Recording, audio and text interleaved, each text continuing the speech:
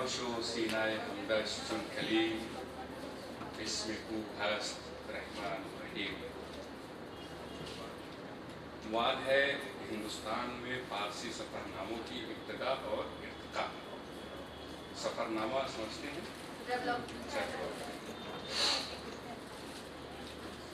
سفر نامہ نویسی ایک ایسا فن ہے جس میں سفر نامہ نگار کو یہ آزادی ہے کہ وہ اپنے مشاہدات اور تجربات کو کسی بھی انداز میں دلکش بنا کر پیش کر سکتا ہے.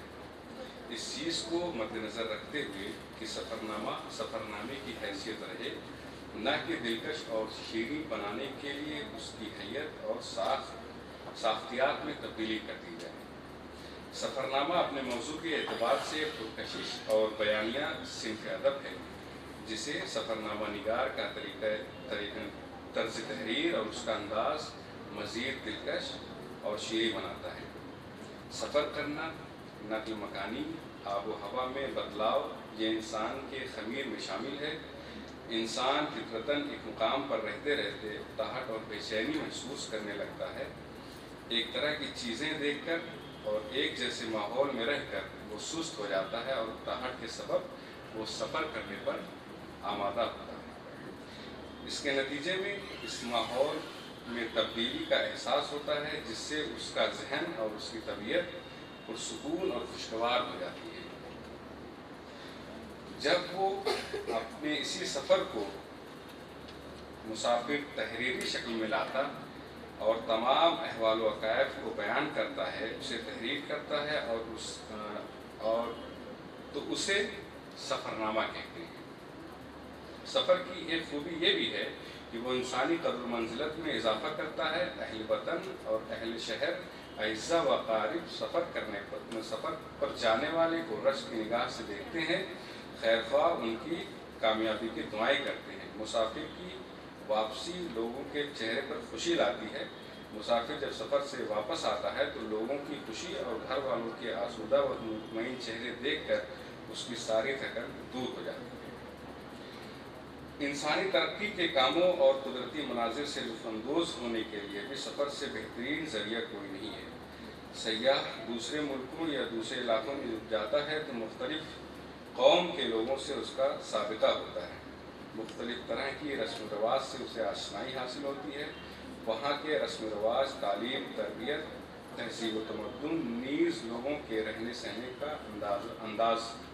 سہنے کے انداز کو دیکھتا ہے اور مختلف ممالک کے سیاسی، سماجی، ثقافتی، تہذیبی، معاشرتی، علمی، اقتصادی، تاریخی، جغرافیائی احوال و قواعد سے واقفیت ہوتی ہے.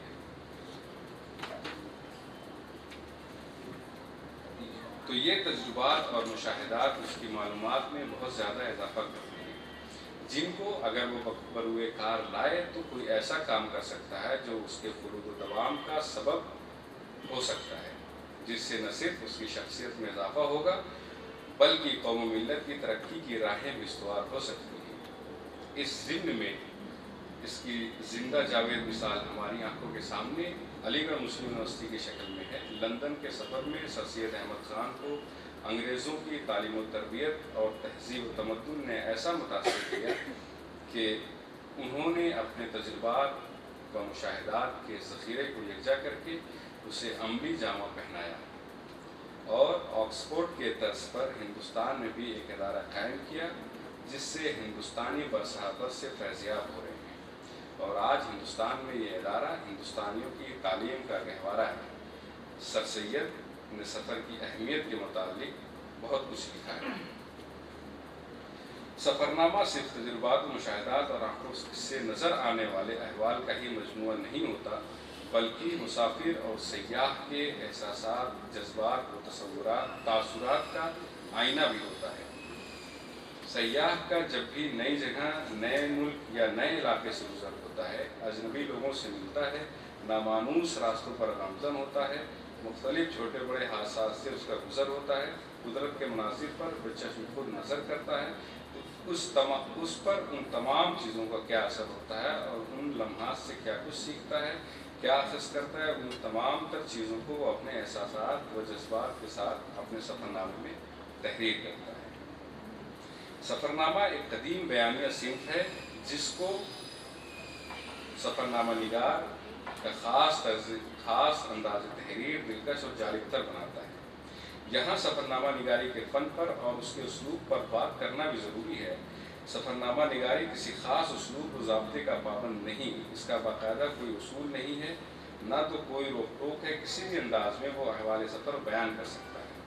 हाँ, लेकिन इस बात का ख्याल रखना ज़रूरी है कि सफ़रनामा मुरतब करने में मुबालगा आराई से काम न लिया जाए और मुबालगा आराई इस हद तक तजावुज़ न कर जाए कि सफ़रनामा न रहकर किसी दूसरे सिन्फ़ अदब में शुमार होने लगे।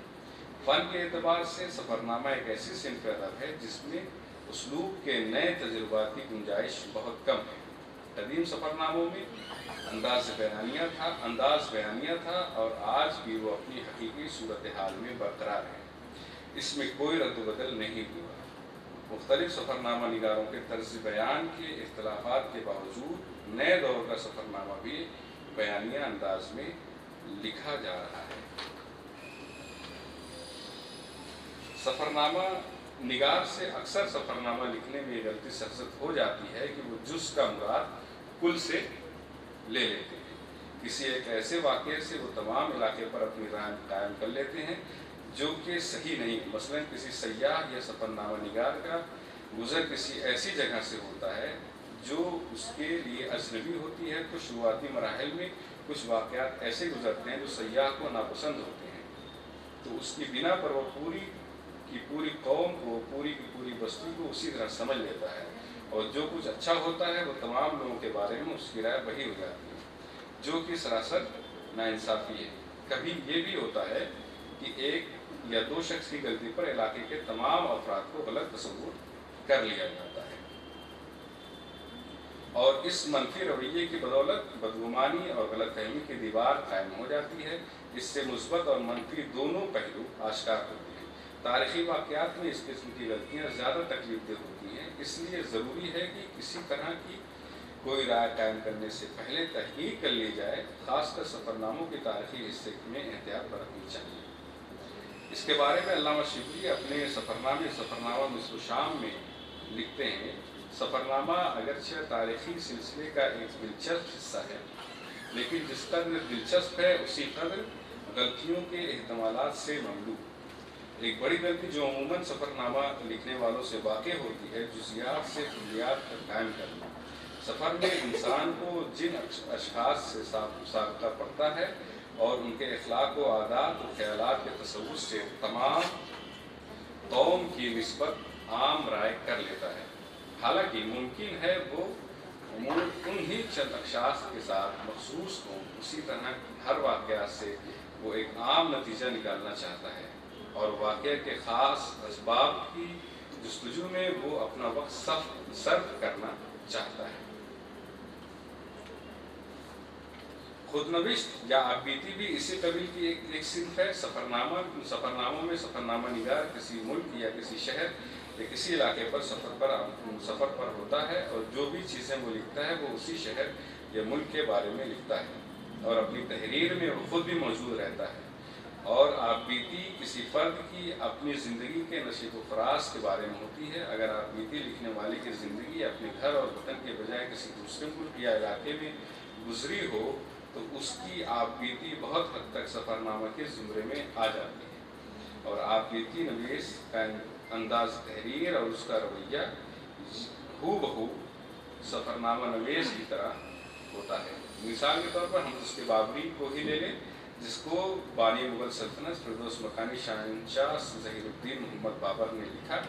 उसे भी एक आपबीती कहा जाता है। हाँ, ये ज़रूर है कि बाबर की खुदनविश्त है, पर इसमें बाबर ने अपने फतूहात जंग और मुख्तलिफ ममालिक के सफ़र, वहाँ के तहज़ीबी, सकाफ़ती, माशरती, सियासी, अदबी, इक़्तिसादी और वहाँ के माहौल व आब व हवा से आशना कराया है, जिससे ये सफ़रनामा की फ़हरिस्त में आ जाता है। तो उसके बाबरी में हमें हर उस मुल्क और ख़ित्ते जहाँ का बाबर ने सफ़र किया है इसके बारे में तारीख़ी अहवाल व जोग्राफियाई कवायद मिलते हैं।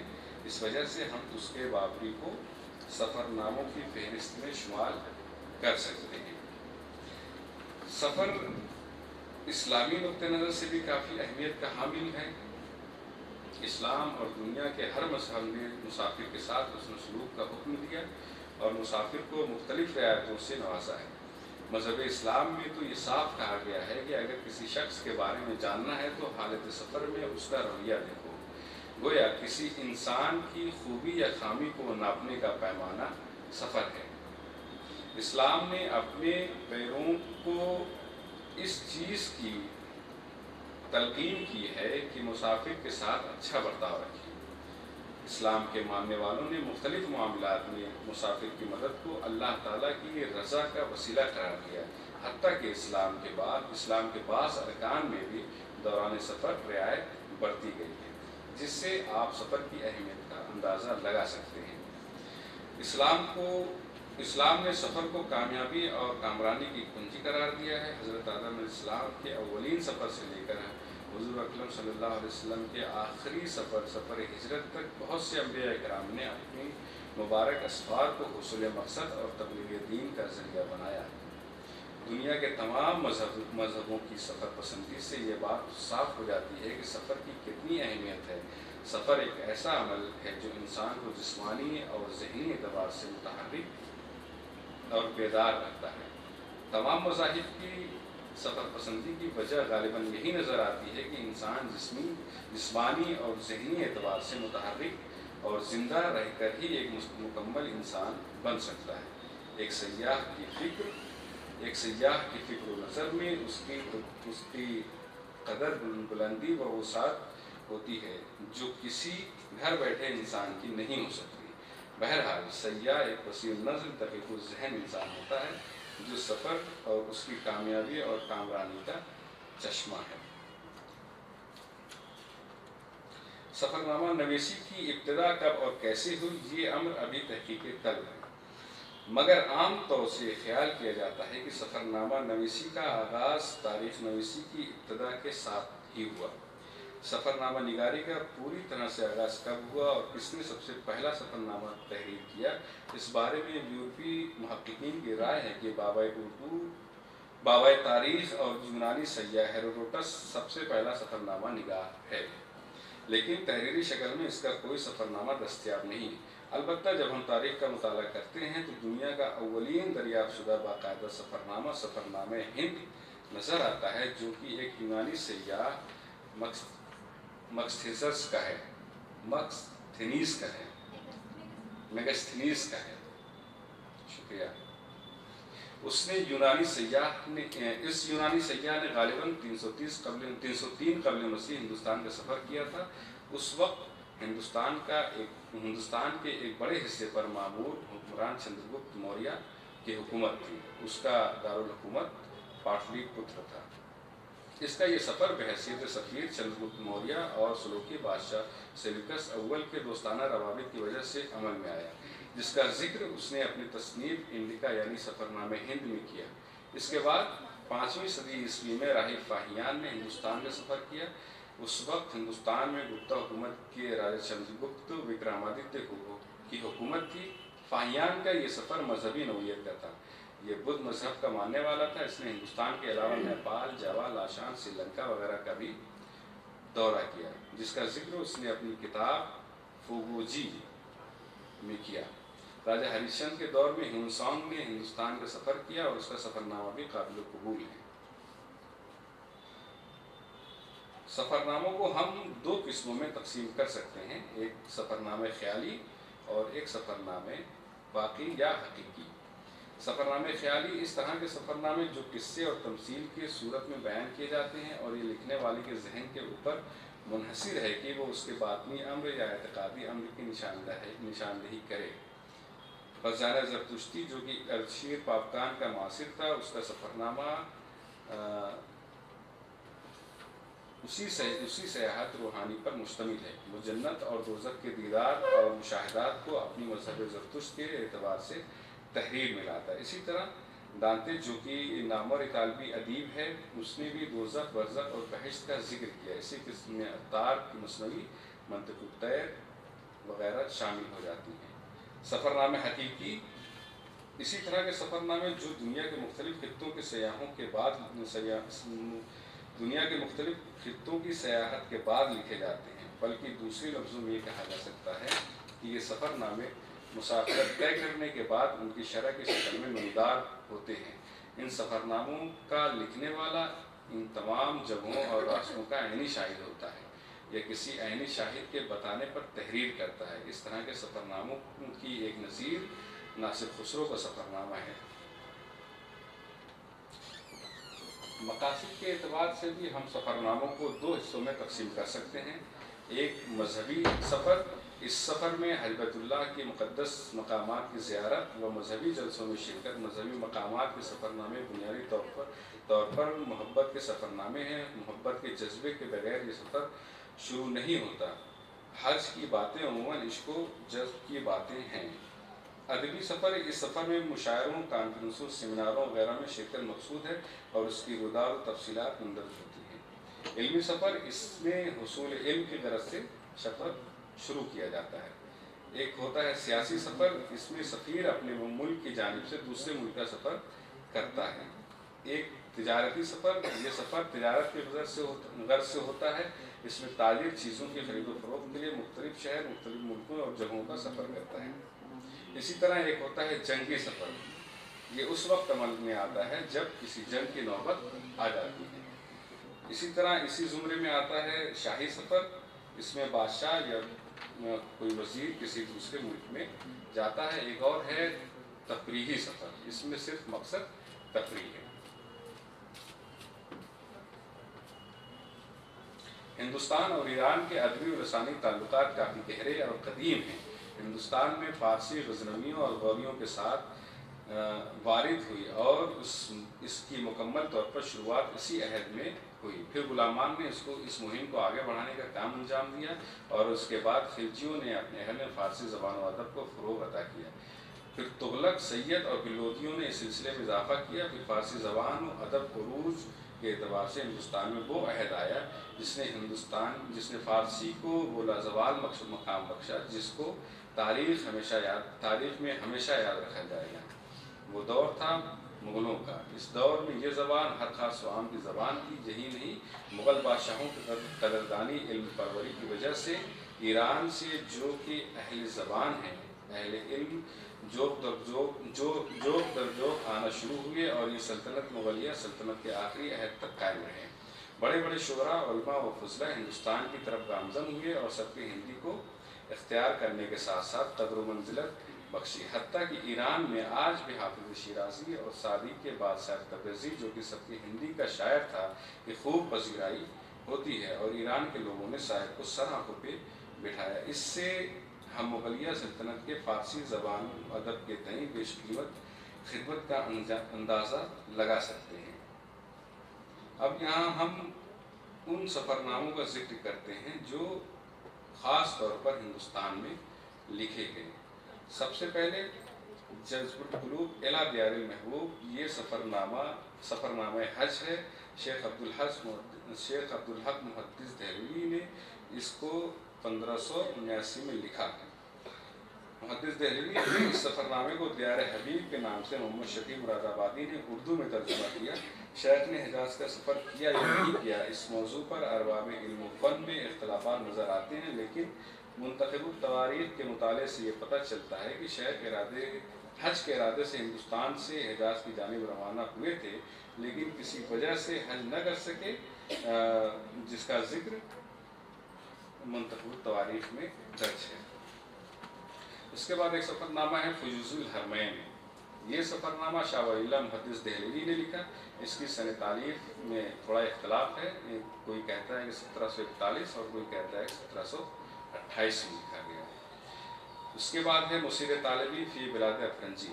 یہ سفر نامہ ابو طالب خان اصفہانی کا ہے، جو 1799 سے لے کے 1803 تک سفر پر رہے اور لندن کا سفر کیا۔ انہوں نے لندن کے سفر پر مشاہدات اور تجربات کو بڑی دلکش اور سچی تصویر پیش کی ہے۔ اس کے بعد ایک سفر نامہ ہے سوانح حرمین، مولوی رفیع الدین مراد آبادی کا ہے۔ یہ ایک سفر نامہ ہے جس کا اردو ترجمہ سفر نامہ حجاز کے نام سے سلیم احمد فرید امروہی نے کیا ہے اور یہ سفر نامہ بھی 1787 کے آس پاس لکھا گیا ہے۔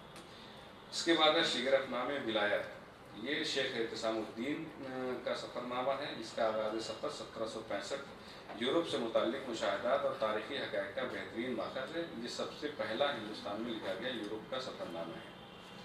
اس کے بعد ہے ترغیب المسالک الی احسن الممالک، یہ سفر نامہ نواب مصطفیٰ خان شیفتہ کا سفر نامہ ہے، یہ بھی ایک سفر نامہ حج ہے۔ اس کے بعد ہے سفر نامہ کلکتہ، یہ درگا پرساد مہر سندلوی کا سفر نامہ ہے، یہ واجد علی شاہ کی ملاقات کی غرض سے یہ کلکتہ گئے ہوئے تھے، اس کا ہے یہ سفر نامہ۔ اس کے بعد ایک سفر نامہ ہے سفر نامہ بنگڑ، یہ سفر نامہ آنند رام مخلص کا سفر نامہ ہے، اس میں آنند رام مخلص بادشاہ محمد رنگیلا کے ساتھ سفر پہ تھا۔ ایک سفر نامہ ہے سفر نامہ گڑھ مکتیشر، یہ بھی آنند رام مخلص کا ہے، یہ بھی اس کا ایک مذہبی سفر نامہ ہے۔ ایک اور سفر نامہ ہے تحفۃ العالم، محمود سبزتری کا لکھا ہوا سفر نامہ ہے، اس کا اردو ترجمہ 2 سال لکھنؤ میں ایک پرانی ایرانی سیاح کی نظر میں کے نام سے شائع ہوا۔ ایک اور سفر نامہ منہاج السعادات ہے، اس کے مصنف کا نام غلام محمد دہلوی ہے۔ ایک سفر نامہ سفر نامہ حج ہے، اس کے مصنف محمد حسن جان سرہندی ہیں۔ ایک سفر نامہ ہے بیان واقع، اس کے مصنف کا نام عبد الکریم کشمیری ہے، یہ سفر نامہ دہلی، سیالکوٹ، ملتان، راولپنڈی، کابل وغیرہ کے سفر پر منحصر ہے۔ اس میں ہندوستان خاص کر شاہجہان آباد کے سیاحی واقعات درج ہیں، اس کے ایک حصے میں قزوین، کربلا، دمشق اور حجاز وغیرہ کے احوال درج ہیں۔ ایک سفر نامہ ہے کیفیت منازل سفر بیکانیر، اس کا مصنف الطاف حسین ہے۔ ایک سفر نامہ ہے سفر نامہ روم، اس کے مصنف ہیں وکیل کوخان۔ ایک سفر نامہ حکایت نادرہ فی سفر آگرہ ہے، اس کے مصنف ہیں عبداللہ خان بن نواب وزیر الدولہ۔ اسفار الانوار، اس کے مصنف ہیں علامہ میر حامد حسین ہندی۔ ایک سفر نامہ دکن، میر عبد الجلیل بلگرامی۔ سفر نامہ جلالیہ، اس کے مؤلف ہیں مولوی جلال الدین ابن مولوی ابراہیم حسین آبادی۔ سفر نامہ لطیف، اس کا مصنف عبداللطیف عبداللہ گجراتی، شاہجہان کے دور سے وابستہ تھے۔ وقائع اسد بیگ بھی ایک مشہور سفر نامہ ہے، یہ اسد بیگ محمد مراد قزوینی کا لکھا ہوا ہے۔ ایک حالیہ سفر نامہ جو شائع ہوا ہے یہ ہے تحفہ سفر السعادت، یہ سفر نامہ پروفیسر سید محمد اسد علی خورشید کا، جو ہمارے ڈپارٹمنٹ میں استاد ہیں، ان کا لکھا ہوا ایک منظوم سفر نامہ حج ہے۔ یہ اپنے طریقے کا، میری تحقیق کے حساب سے اپنے طریقے کا یہ پہلا سفر نامہ، منظوم سفر نامہ جو حج کا یہ اسد علی خورشید صاحب نے لکھا ہے۔ یہ رہا میرا اپنا